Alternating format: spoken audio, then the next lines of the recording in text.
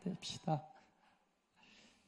하나님께서 친히 만드신 두 공동체가 있습니다. 제일 처음 만드신 공동체가 오늘 본문에 나오는 가정입니다. 남자와 여자가 결혼하면 하는 가정이 됩니다. 그리고 자녀가 태어나게 됩니다. 그래서 공동체가 점점 부흥하게 되는 거예요. 결혼하고 나면. 교회도 마찬가지입니다. 하나님께서 사실은 교회의 시작을 어디로 볼 것인가 신학적인 견해가 굉장히 많이 있지만 이제 보통 눈에 보이는 그래도 이것이 교회다라고 할 때는 보통 이제 모세의 광야 교회부터 그 시작을 이야기하는 사람도 있고, 물론 그 전부터 교회가 있었다, 공동체가 교회다 이렇게 이야기하는 사람들도 있지만 모세의 그 광야 교회, 텐트 교회, 천막 교회를 또 구약의 가장 첫 번째 교회로 보는 사람들이 신학자들이 많이 있죠. 근데 그것을 이제 뭐 모세가 만들었다기보다는 사실은 이 교회 공동체도 하나님이 만드신 거고, 이 이후에 보면 이제 신약 시대에 예수님이 베드로에게 내가 네 이름 위에다가, 베드로가 반석 아닙니까? 반석. 네 이름, 이 반석 위에 내 교회를 세우겠다. 그래서 신약 시대에는 베드로라는 사람, 그 믿음 위에 사실은 교회가 세워지게 됩니다. 이것도 하나님이 친히 만드신 공동체입니다. 그래서 하나님께서 성경에 친히 만드신 두 공동체가 바로 가정과 교회인데, 가정도 그렇고 교회도 그렇고, 그래서 둘은 굉장히 공통 분모를 많이 가지고 있습니다.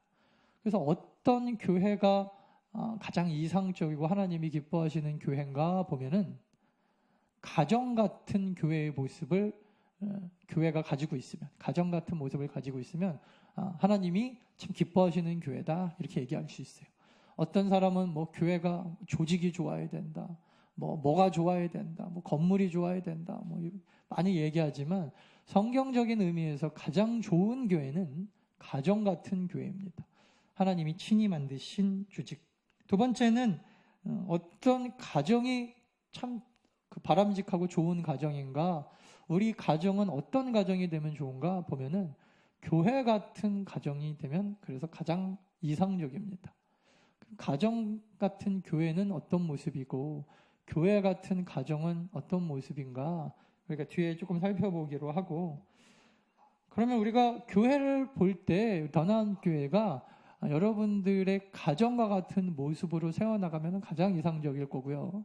여러분들이 돌아가서 가정생활 하실 때는 교회 같은 가정을 만드시면은 하나님이 기뻐하시는 가장 이상적인 가정의 모습이 됩니다. 무엇이 비슷한가? 여러분들이 헷갈려 하시는 것 중에 하나가 이런 거죠.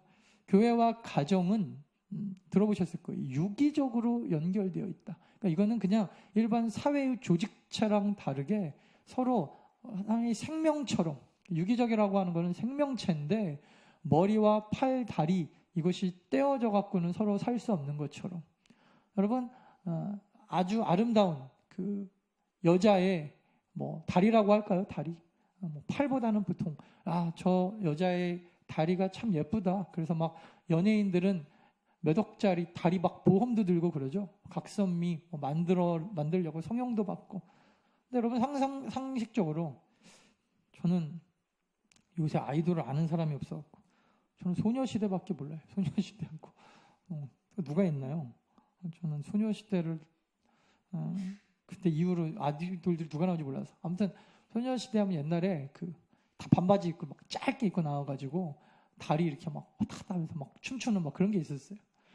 근데 상식적으로 여러분 그렇게 예쁜 9명이거든요. 소녀시대가. 모르시는 분들을 위해서. 한 명이 탈퇴해서 8명인데 누가 다리가 되게 아름답구나. 참 하나님이 지으신 아름다운 작품이다. 근데 거기서 다리 하나를 딱 떼요. 톱으로 막 잘라가지고. 상상만 해도 끔찍하죠. 너무 아름다우니까 내가 이 다리를 갖고 다녀야겠다. 상상만 해도 여러분 이건 끔찍한 거예요. 이거를 우리는 뭐라 그러냐면 유기적이라고 얘기합니다. 그러니까 단순하게 이것 하나가 아름답기 때문에 잘라가지고 떼어서 보관하고 있다고 해서 그것이 동일한 아름다움으로 보이지 않는 것, 이것을 우리는 유기적으로 연결되어 있다라고 얘기합니다. 그래서 같이 합쳐져 있을 때 가장 아름답게 보이는 모습이 있고, 때도 보석 같은 거는요, 여러분 잘라내도 그 하나가 가치가 있죠. 그러니까 여러분 보석은 뭉쳐있다고 더 아름다운 게 아니에요. 기분만 좋은 거지. 보석이 많다라고 얘기를 해도 그것이 하나하나 낱개로 분리된다고 해서 보석의 가치가 떨어지는 건 아닌데, 이런 것을 우리는 생명체다, 유기적이라고 얘기하지 않아요. 여러분들 요즘에 강아지나 고양이 좋아하시는 분들 많은데, 강아지나 고양이가 너무나 예뻐서 그거를 잘라가지고 다리만, 팔만, 머리만, 끔찍하죠? 상상이 안 가죠? 그런 것은 생명체이기 때문입니다. 그래서 교회도 마찬가지고 가정도 마찬가지고, 첫 번째 공통점은 뭐냐면, 교회와 가정, 하나님이 세우신 이 공동체는 반드시 유기적으로 연결되어 있다라는 것입니다. 그래서 여러분, 우리가 가끔 이 가정과 교회에 대해서 생각할 때 여러분들이 헷갈려 하시는 게, 잘 보세요 여러분. 한 남자와 여자가 서로 사랑을 합니다. 그래서 결혼을 해요. 결혼하기 때까지는 막 이 행복과 이 사랑이 막 영원할 것 같다라고, 저는 영원한데 아직까지는 어른들이 이렇게 얘기하시잖아요. 그죠? 어른들이 살아봐라 뭐 이러면서 10년만 지나봐라, 20년만 지나봐라. 그것이 다 사라지고 그냥 나중에는 뭐 의리로 산다 그러고, 뭐 손만 잡아도 가족끼리 왜 이래? 뭐 이런 말 하질 않나? 뭐 그러잖아요. 그죠? 사실 가족이라고 하는 것이, 남자들이 예전에 제가 외국에서 공부할 때 어떤 터플 뭐랄까요, 이거 글을 하나 읽었는데 너무 재밌는 거예요. 그게 뭐냐면, 미국 중년 남자들이 꿈꾸는 어떤 가정 모습, 사회의 모습, 자기 취미생활 뭐 이런 게 있었는데, 그 중에 저한테 가장 인상적이었던 것 중에 하나가 뭐였냐면, 미국 40대 50대 남자들이 갖고 싶어하는 가장 큰 선물, 이게 뭐냐면 목공 작업실이라는 거예요. 실제적으로 제가 살던 집사님, 송 집사님이라 그랬죠. 저희 하숙집 아줌마 집사님이, 남편분이 미국 분인데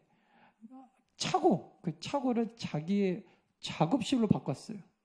그래갖고 저한테 맨날 뭐 예수님 얼굴도 조각해주고, 굉장히 솜씨가 좋아요. 웬만한 미술가 저리 가라 할 정도로 그거를 전기 톱으로 예리하게 자기가 밑그림을 그려서 작업을 합니다. 이틀 일하고 하루 쉬시는 분인데, 이틀 일하고 하루 쉬면서 잠자고 일어나면요, 하루 종일 그 작업실에 들어가서 안 나와요.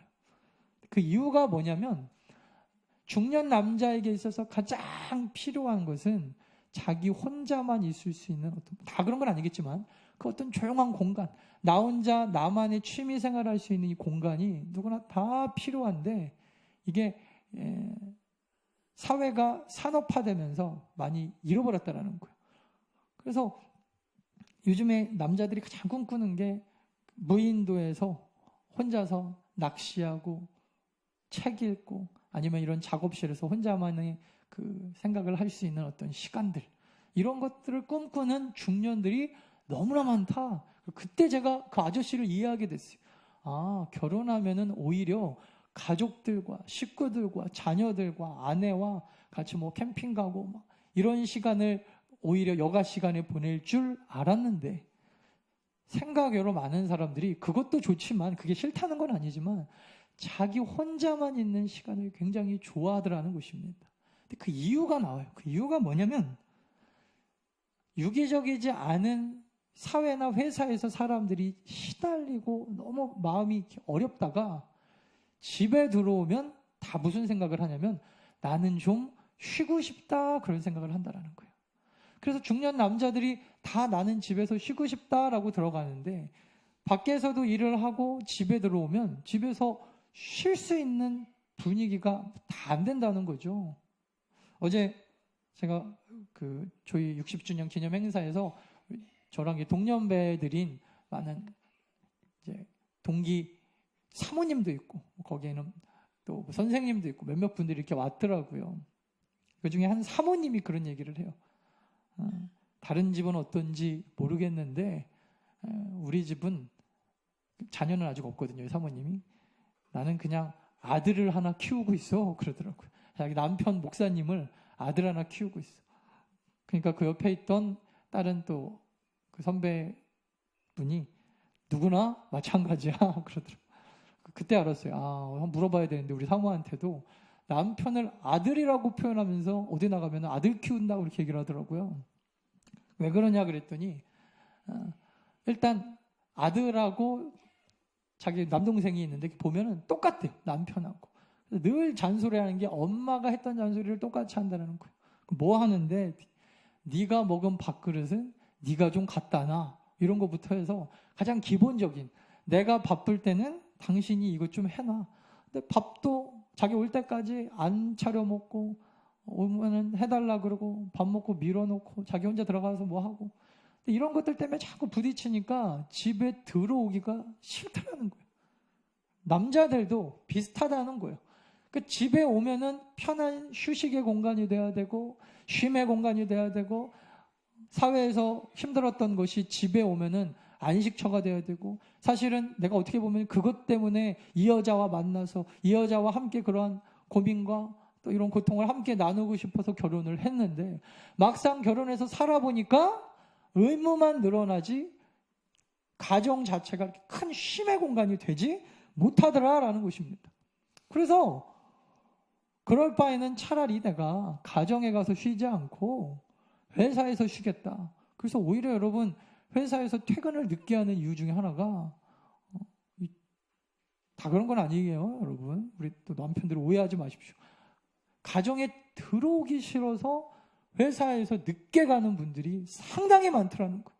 그리고 가정에 들어가서도 자기만의 어떤 작업실, 이런 공간들이 남자들은 너무나 필요한데 집값이 또 얼마나 비쌉니까? 말이 안 되죠. 애기들은 막 크고 자라고 그러니까 애들 하나씩 방 다 주고 나면은 그래서 아버지들이 요즘에 피하는 공간이 베란다라는 거예요. 베란다. 그래서 베란다에서 옛날에 아버지들은 예수 안 믿는 분들은 담배라도 폈는데 요새는 담배를도 못 피게 하잖아요. 그래서 나와가지고 아파트 1층에 모여가지고 아버지들끼리 모여고 피는데 거기서도 못 피게 하더라는 거예요. 그래갖고 요새 그 아버지들은 뭐 갈 데가 없다. 그래서 결혼을 하긴 했는데 오히려 결혼해서 내가 만든 가정이라는 공간이 사회에서 지치고 힘들고 피곤한 몸을 누일 수 있는 곳이 아니라 거기랑 똑같이 뭔가 의무만 남아있는 곳이 되어 버리더라는 것입니다. 근데 여러분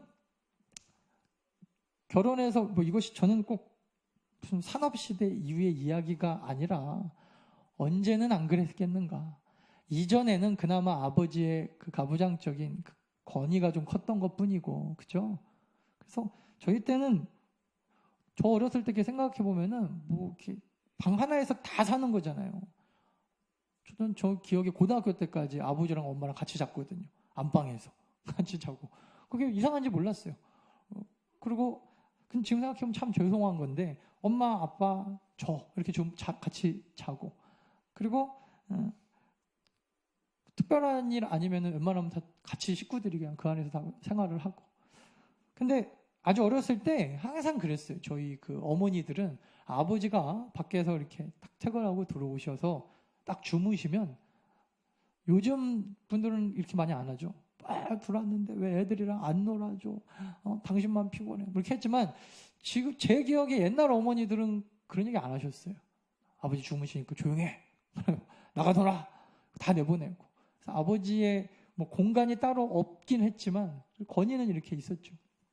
근데 지금은 사실은 이제 그런 것도 많이 없어지고 밖에서도 일을 하고 안에서도 들어오고. 뭐 아버지만 그렇습니까? 요즘에는 맞벌이 하시니까 어머니들도 마찬가지예요. 여자들도 밖에 나가서 일하고 집에 와서 쉬고 싶은데 집에 오면은 애들이 있죠. 또 남편은 뭐 거의 아들처럼 군다 그러죠. 그러니까 밖에서나 안에서나 가정이 사실은 쉼을 얻고 안식을 얻고 뭐 이런 곳으로 만들고 싶지만 실제적으로는 그게 안 된다는 거예요.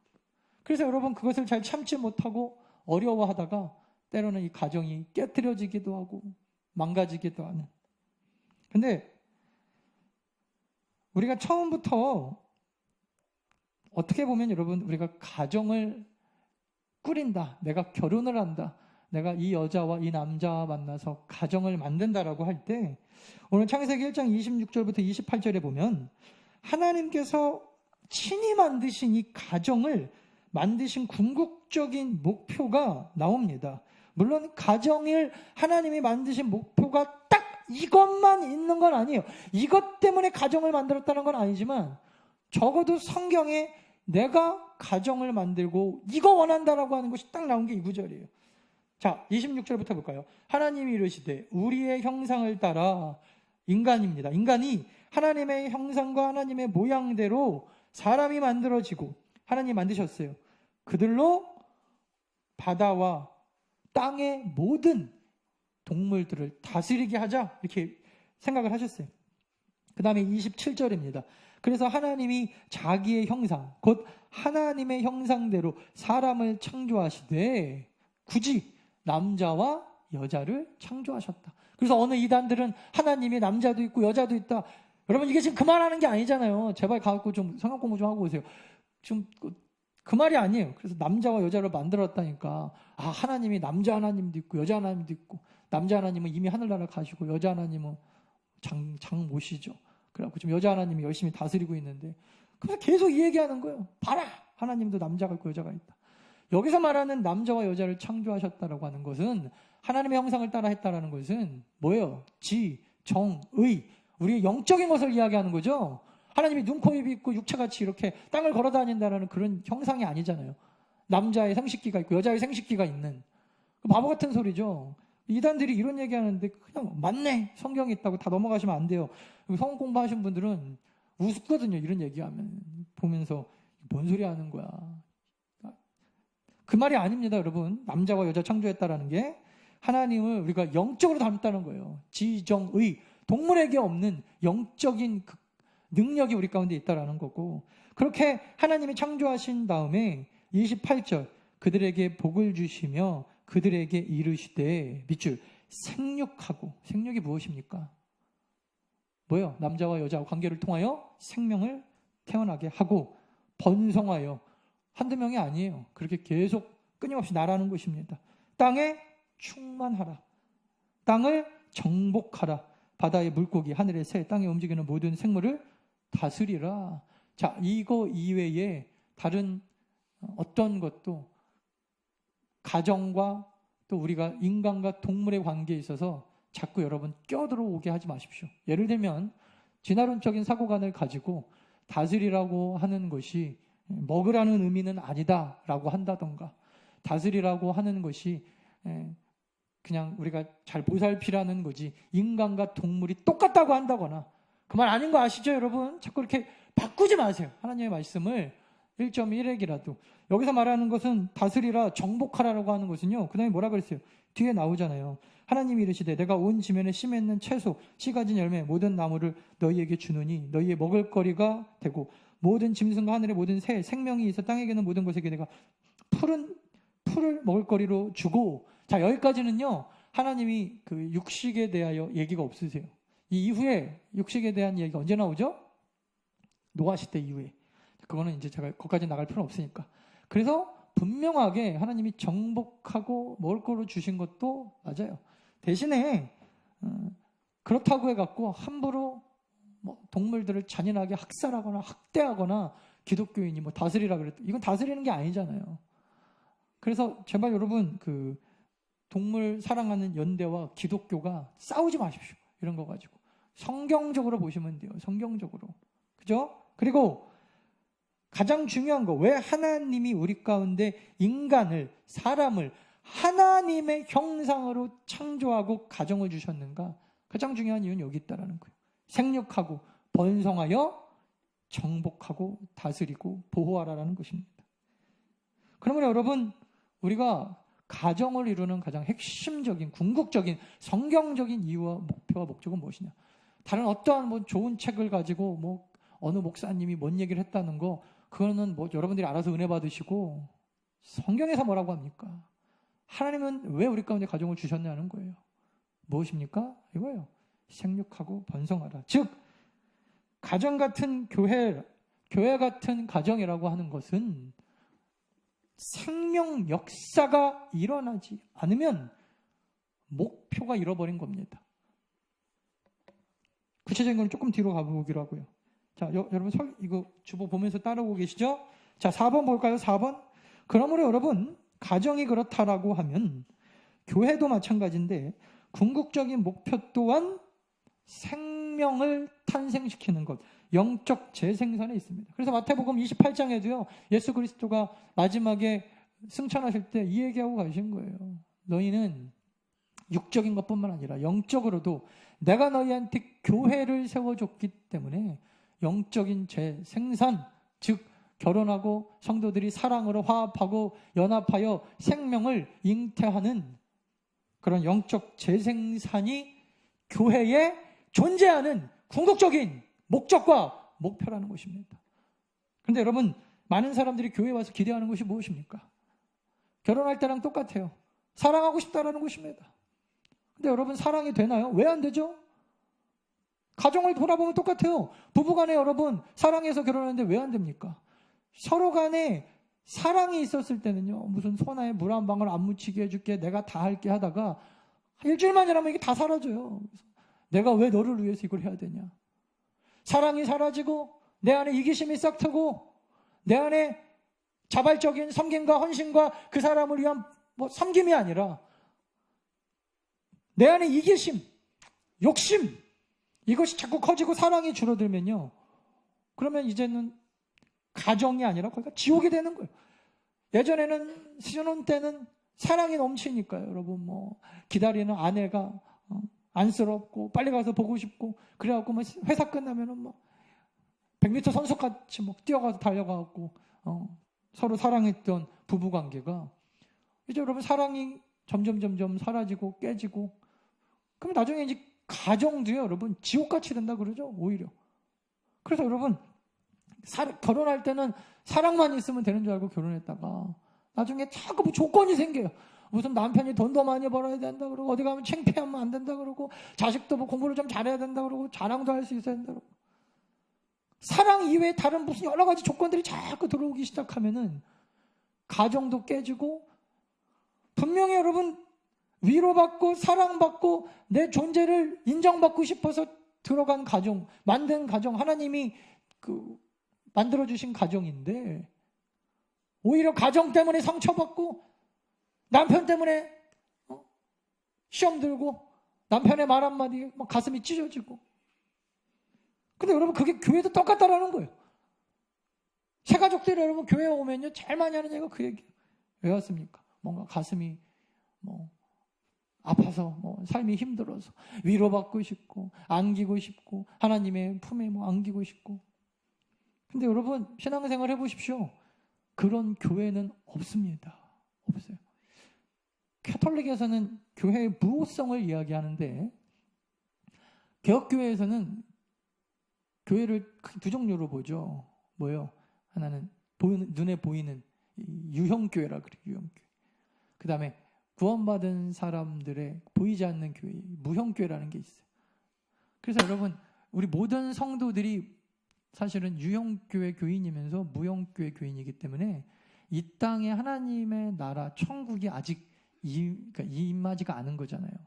그래서 우리는 날이 아직 아니다라고 이야기를 하고, 캐톨릭은 이미 교회가 무호하다고 얘기하는데, 교회가 무호하면은 죄도 없어야 되고 싸울 일도 없겠죠. 근데 우리는 아직 아니라는 거예요. 아직. 결국 완성될 하나님의 나라에서는 그게 가능할지 모르겠지만, 그러면 여러분, 제가 분명하게 얘기합니다. 예전에 어떤 사람이 그랬다잖아요. 목사님, 완벽한 교회를 찾고 있습니다. 완벽한 교회. 설사 여러분 그 완벽한 교회가 있다 하더라도 여러분들은 가시면 안 돼요. 어느 교회 가니까 좋더라. 제발 여러분 그 교회 가지 마십시오. 왜냐하면 여러분이 들어가면서 그 교회 완벽성이 깨지니까. 또 물론 반대로 더 나은 교회를 왜 내가 떠나주겠습니다. 이것도 물론 안 되는 얘기지만, 여러분, 좋은 교회, 꿈꾸는 교회, 완벽한 교회는 없어요. 왜? 아무리 여러분 우리가 사랑해서 결혼을 해도 그 가정이 살다 보면 내 안에 사랑이 식어지면 똑같이 힘들어지는 것처럼. 그러면 여러분, 가정과 교회를 생각할 때 우리가 기억해야 되는 것은 뭐냐면, 어떻게 나는 그 완벽한 교회를 찾아다닐 것이냐, 좋은 가정을 만들 것인가, 가정을 이렇게 내가 낄 것인가가 아니라 가정도 그렇고 교회도 그렇고 이게 생명의 유기체적 하나님이 그러니까 짝지어 주시고 하나님이 만나게 하신 하나님 안에서의 소명이기 때문에 우리가 기억해야 되는 것은 이 교회를 지킨다 생각하셔야 돼요. 지킨다. 이 가정을 지킨다. 자, 그런 의미에서 우리 한번 5번 볼까요? 그러면 여러분, 성경적이지 않은 가정과 교회의 모습을 우리가 보게 되는데, 첫 번째는 동성애 문제만 봐도요, 여러분, 이 구절 하나 가지고 우리가 해석할 수 있어요. 동성애 문제는 사랑에 관한 이야기가 아닙니다. 많은 사람들이 동성애가 남자와 남자, 여자와 여자가 사랑하면 왜 안 되냐, 그것이 내 스타일인데요. 성경에 어디 여러분 사랑의 문제에 대해 스타일을 얘기했나요? 성경은 특별히 이 동성애자들이 이야기하는 것은 사랑이 아니죠. 이거는 그냥 성적 행위잖아요. 이 사람들이 원하는 거는 우리 둘이 섹시하게 내부를 달라는 거예요. 그냥 진짜로 여러분 사랑하면은, 저 예전에 얘기했잖아요. 저희는 선교단체에서 미션홈이 있었거든요. 남자들끼리 살아요. 같이 서로 일 분담해서 살고. 누가 뭐라 그럽니까? 좋아하는 남자들끼리 서로, 군대에도 그러면 똑같이 동성인가요? 아니잖아요. 자기가 마음이 맞는 사람들끼리 모여가지고 사는 거 가지고 여러분 굳이 누가 그거를 법으로 금지하는 사람이 누가 있어요? 이 사람들이 얘기하고 있는 것은 뭐냐면 자기네들끼리 그냥 성적으로 타락하게 내버려 달라는 것입니다. 교회에서 누가 뭐라 그래요? 서로 사랑하는데 하지 말라고. 교회에서 믿는 사람들이, 성경에서 하나님이 금지한 것이 무엇입니까? 사랑해. 하지만 잠자리는 하지 말라는 거죠. 자지 말라는 것입니다. 왜 굳이 남자가 남자랑 자냐고요. 여자가 여자랑. 왜? 하나님이 우리 가운데 성을 허락해 주셨을 때는 반드시 여러분 그 안에서 생명이 탄생되어야 되기 때문입니다. 물론 여기는 성불구자나 뭐 이런 얘기까지 제가 얘기하는 거 아닌 거 아시죠? 그래서 동성애는요, 하나님이 세우신 가정의 문제만 딱 봐도 하나님의 방법이 절대 아니에요. 절대 아니에요. 입양해서 키우겠습니다. 자, 뒤에 볼까요? 이혼 문제. 물론 우리 안에 이혼하신 분들이 많이 있기 때문에 교회에서 이 문제에 대해서 조심스럽게 다뤄야 되는 것도 맞아요. 하지만 성경에서 뭐라고 하고 있는지는 여러분 알고 가셔야죠. 이혼 어쩔 수 없이 당하시는 분도 있고 어쩔 수 없이 해야 되는 경우도 있고, 성경에도 여러분 이혼한 가정들이 많이 나옵니다. 그래서 여러분 이혼에 대하여 이야기할 때 이것만 기억하십시오.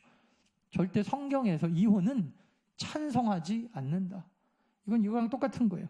여러분 거짓말하지 말라, 거짓 증거하지 말라, 도둑질하지 말라. 그것은 무엇입니까? 도둑질 자체가 죄라는 얘기잖아요. 좋지 않다는 거죠. 근데 도둑놈들한테 도둑질하지 마, 도둑질하지 마, 기분 나쁜 거예요. 그렇다고 해서 하나님이 도둑질을 찬성하는 게 아닌 것처럼, 뭐 이미 이혼하신 거 어떡하겠습니까? 많은, 적어도 여러분 성경에서는 이혼에 대하여 절대 이혼 좋은 거지라고 하지 않아요. 가급적이면 하지 말라는 것입니다. 그 이유도 오늘 본문을 통하여 우리가 깨달을 수 있는데, 이혼한 가정 가운데서 여러분 정상적이라는 게 좀 미안한데 건강하게 자라는 자녀들이 드물다라는 거예요. 즉 사고치고 사회에서 좀 어려움 겪는 사람들의 상당수가 가정에 문제가 있는, 이혼뿐만 아니라 저는 여기에 같이 포함된 게 폭력, 그러니까 건강하지 못한 모든 가정을 이야기하는 거겠죠. 안 된다라는 거예요. 엊그저께 우리 사무를 통해서 제가 무슨 책 한 권을 소개받았는데, 요즘에 소년법에 대해서 천종호 판사님인가 그분 책이 너무 좋다 그래갖고 아직 안 읽어봤지만 뭐 얘기를 좀 들었어요. 근데 천종호 판사님 아시죠? 유튜브 보면은 일진들 혼내는 그 동영상으로 유명한 분. 그 일진들이 막 우는 척하면서 용서해 주세요. 그러니까 너 그럴 줄 모르고 그 짓 한 거야? 막 이러면서 엄청 혼내고, 싫어, 안 돼. 근데 그분이 사실은 되게 깐깐해 보이시는데 그 책 보면 되게 훌륭한 분이시더라고요. 근데 그분이 하는 얘기가 딱 한마디예요. 건강하지 못한 가정 가운데 미래의 범죄자들이 준비되어지고 있다는 것입니다. 그러니까 여러분, 건강하지 못한 가정이 많이 늘어나면 늘어날수록 우리의 사회는 더 불안해지는 거예요. 우리 자녀, 내가 아는 사람 누군가는 아니겠지라고 하시면 안 돼요. 모를 일이에요. 모를 일. 물론 건강한 가정 가운데서도 그럴 수 있겠지만, 그래서 여러분 가정 안에서 생명이 양상되지 못하는 동성애 같은 또 이혼하는 가정은 이 생명 양육의 모습에 있어서만 딱 봐도 이것이 좋은 모습은 아니라는 거예요. 그렇다고 여러분 단순하게 이혼 안 하고 그냥 법적인 이혼만 안 하면 된다. 지금 그 얘기가 아니잖아요. 무슨 얘기하는 겁니까? 부부는 서로 좋아서 살 때도 있지만 자식을 낳은 이후부터는 자식을 제대로 양육하지 않으면 하나님 앞에 이것도 혼이 날리는 거예요. 교회도 마찬가지입니다. 교회 안에서 여러분 생명이 잉태되지 않는 동성애 같은 그런 세상적인 교제, 사랑 있을 수 있겠죠. 단순하게 쾌락을 위하여 하나님의 영광과 무슨 성경과 봉사가 아니라 놀자는 것입니다. 즐기자는 것입니다. 뭐가 달라요, 동성애랑?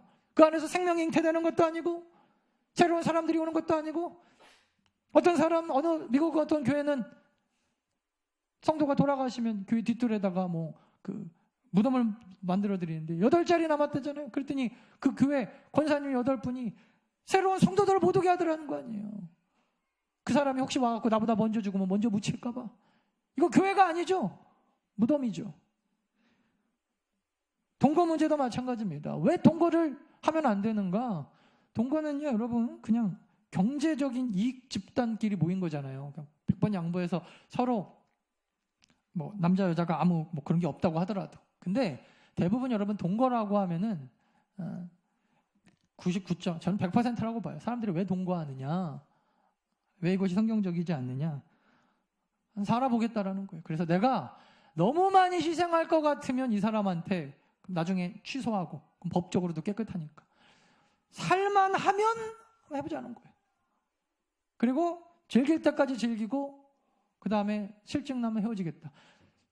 결혼에 있어서 책임감은 완전히 배제하고 쾌락만 남은 그 결혼의 모습, 그걸 우리는 동거라고 합니다.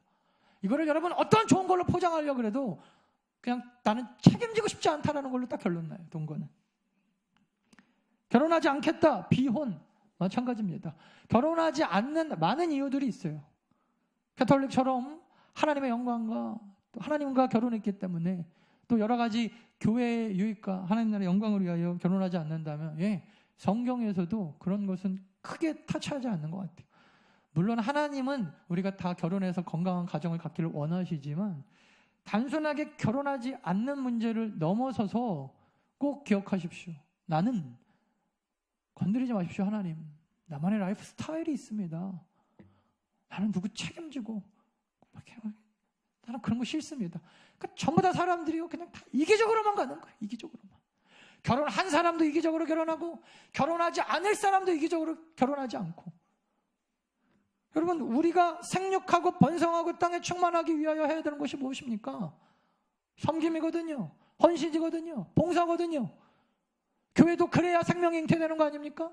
너나 나나 와서 다 그냥 교회가 오면 좋은 건 줄 알았더니, 교회가 오면 마음이 따뜻한 줄 알았더니, 여러분 어느 교회가 그래요? 어느 가정이 그렇습니까? 그거는 교회도 마찬가지고, 예전에 어느 분 그 성교학 교회 성장학 보니까요, 그 2년이라는 거 2년.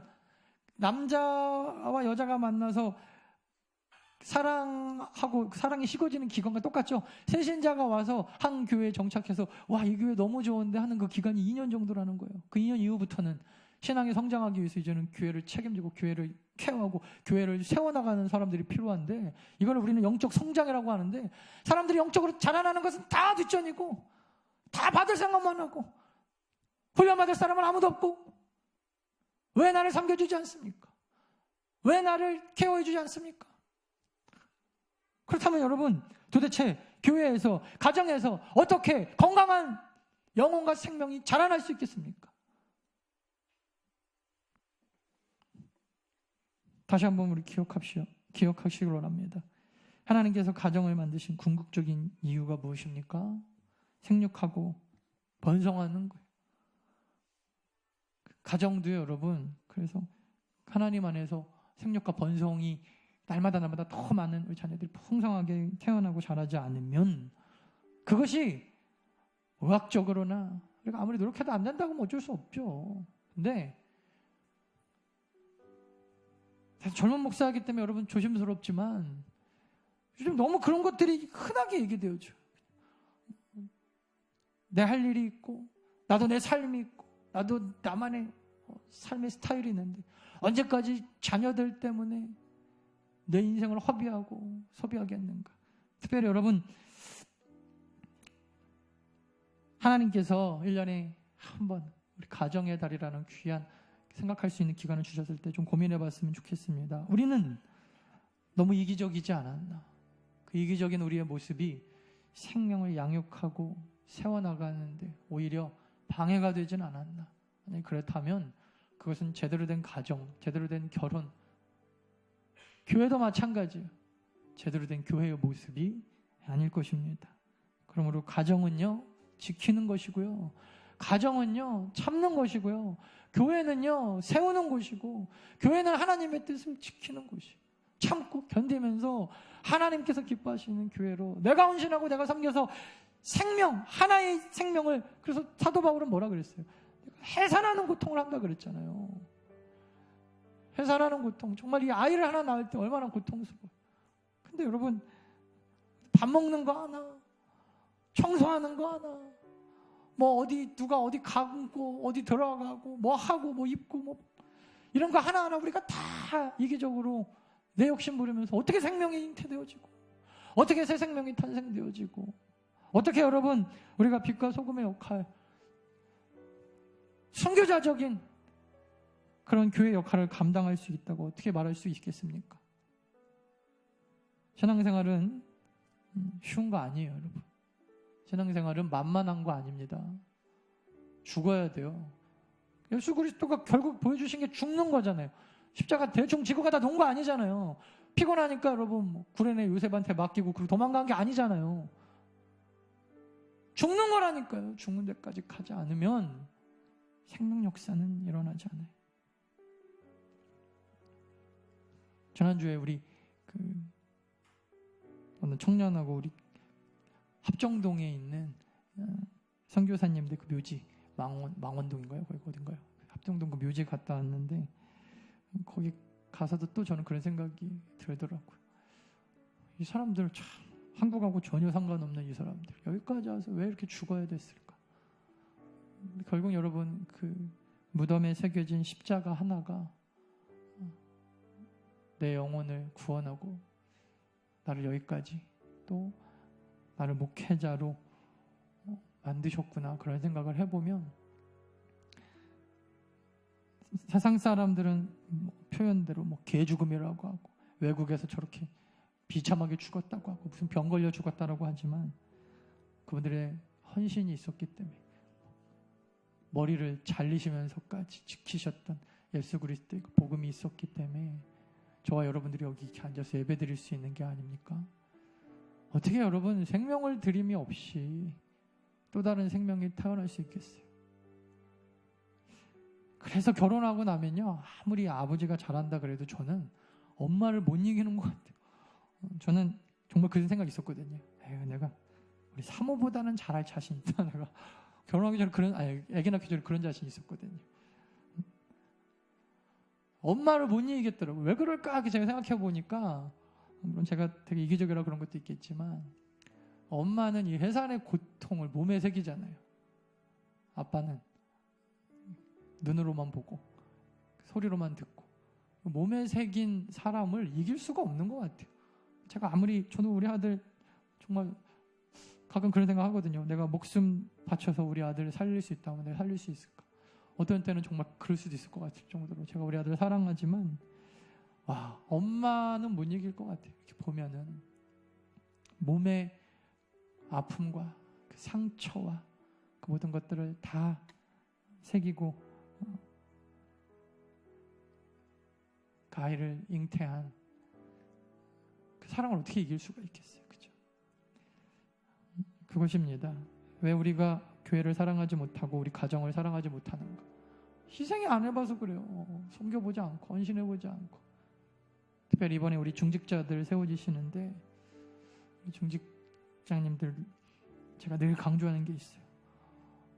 시간, 특별히 뭐 물질 이런 거 우선순위에 있어서 밀리면 중직자들 자격 없다. 이건 무슨 돈의 액수, 시간의 많고 적음을 떠나서 분명합니다. 왜 그러죠? 몸에 새긴 사람은요, 내게 되는 거예요. 내게 되는 거예요. 저는 목사인데도요, 제가 죄송합니다 이런 얘기해서 가끔 우리 교회 아닌데 다른 데 가서 돈 헌금 많이 하면 가끔 진짜로 좀 힘들 때가 있어요. 우리 교회에다가는 그게 안 힘들어요. 왜냐하면 사랑하니까. 그게 예전에는 죄인 줄 알았는데 나중에 알았어요. 아, 이게 죄가 아니구나. 우리 교회니까 가능하구나. 우리 교회면 된다니까요. 가끔 여러분 그렇게 목사님 뭐 헌금이 어떻고 뭐 돈이 어떻고 왜 이렇게 막 봉사를 강조하고, 대부분의 많은 분들은요 아무렇지도 않아요. 왜 그러죠? 우리 교회니까. 우리 교회를 위해서 내가 내 생명 드리고 내 목숨 드리고 내 시간 드리고 내 물질 드리니까 우리 교회니까 하나도 안 아까워요. 진짜 그렇잖아요. 그게 중직자들이거든요. 우리 가정이면 안 아깝죠. 신앙생활이 무엇입니까? 언제 어떻게 하면 내가 이혼할까 저 인간이랑. 그거 여러분 시간 타임 짜는 게 여러분 건강한 가정 아니잖아요. 교회도 마찬가지죠. 내 가정이고 내 교회이기 때문에 내가 섬김과 헌신함으로 이 상처를 몸에 새긴다 생각하고, 몸에 새긴 성도들은 달라요. 생명이 잉태됩니다. 특별히 우리 2018년도부터 우리가 그 새가족 팀별로 우리 오후 예배를 드리는데, 팀별 모임 여러분 귀하게 여기십시오. 같이 밥 먹고 정치 얘기하고 무슨 애들 학원 얘기하라고 여러분 제가 모아놓은 거 아닌 거 아시죠? 그런 얘기 하려면 몰라 해요. 그냥 밖에 나가서 차 드시지. 살아있는 생명 역사에 관하여 나누십시오. 하나님 말씀 한 구절을 읽어도 너무 오랫동안 막 계획만 짜고 막 회의만 막 1시간씩 하지 마시고요. 회의 같은 거는요 그냥 5분만 하시는 거예요. 확인만 딱 하고 간증하시고, 그죠? 뭐 자기의 삶을 나누고 기도 제목 나누고 함께 막 손잡고 기도해주고, 이러려고 우리가 오후 예배까지 지금 소그룹 예배로 다 바꾼 건데, 오늘부터 짧은 시간이지만 여러분 시간을 아끼셔서 어떻게 하면 우리가 이 팀을 통하여 생명 역사 이루어낼까 고민하십시오. 그래서 우리 하반기에 전도 집회 있는데 지금부터 지난번에 써내셨던 사람들 돌아보시면서 이 사람 어떻게 전도할까, 생명 역사를 이루어낼까 고민하실 수 있기를 바랍니다.